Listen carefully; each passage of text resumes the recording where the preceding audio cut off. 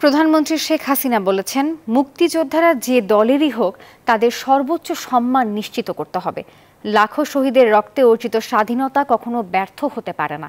মঙ্গলবার প্রধানমন্ত্রীর কার্যালয়ে ফেলোশিপ অ্যাওয়ার্ড প্রদান অনুষ্ঠানে এসব কথা বলেন সরকার প্রধান। মেধাবীদের উচ্চশিক্ষা এবং গবেষণার সুযোগ করে দিতে প্রতি বছর দেয়া হয় প্রধানমন্ত্রী ফেলোশিপ অ্যাওয়ার্ড। ফেলোশিপ প্রাপ্তরা বিশ্বের শ্রেষ্ঠ বিশ্ববিদ্যালয়গুলোতে মাস্টার্স ডিগ্রি অর্জন করেন, সম্পন্ন করেন পিএইচডি গবেষণা।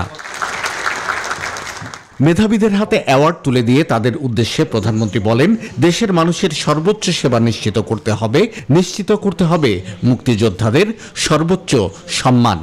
এই টাকাটা আমার জনগণের টাকা, তাদের মাথার ঘাম পায়ে ফেলে এই টাকাটা তারা অর্জন করে আপনাদের উচ্চশিক্ষা দিচ্ছে। কাজে সেই জনগণ যেন সেবাটা পায় সেদিকে বিশেষভাবে দৃষ্টি দিতে হবে।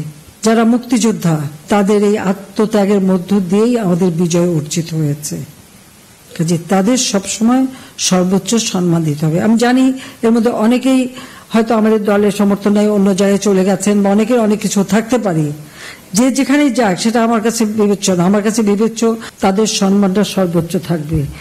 প্রধানমন্ত্রী বলেন, ভবিষ্যতে আওয়ামী লীগ সরকার ক্ষমতায় না থাকলেও মেধাবীদের উচ্চশিক্ষা এবং গবেষণা কার্যক্রম যেন বাধাগ্রস্ত না হয় সে লক্ষ্যে স্থায়ী ফান্ড তৈরি করছে সরকার। আমি 96 সালে সরকারে সেই ফেলোশিপ দিয়েছিলাম।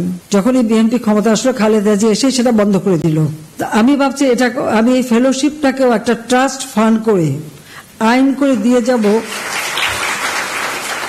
যেন ভবিষ্যতে কেউ এটা বন্ধ করতে না পারে। কারণ এই যে একজন বিদেশে যায়, মাঝখানে বন্ধ হয়ে যে সে যে বিপদে পড়ে, সেই বিপদটা আমি নিজে দেখেছি। শেখ হাসিনা বলেন, চতুর্থ শিল্প বিপ্লবের উপযোগী জনশক্তি গড়ে তুলতে এখন থেকেই উদ্যোগ নিয়েছে সরকার। প্রতি বছর এই ফেলোশিপের সংখ্যা। শাহ আলী জয়, নিউজ 24, ঢাকা।